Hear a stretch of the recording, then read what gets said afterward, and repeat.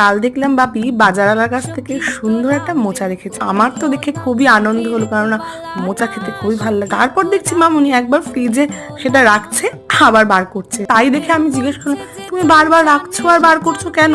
দূর, খেতে তো ভালো লাগে কিন্তু কাটতে বড্ড ঝামেলা।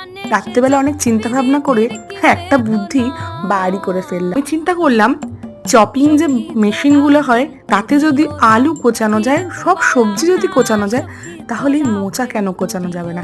হ্যাঁ হ্যাঁ, হয়তো মোচাটা একটু ছাড়াতে ঝামেলা। দেখলাম এই বুদ্ধিটা কিন্তু কাজে দিয়ে গেল, আর মামুনিও তো অবাক হয়ে গেল।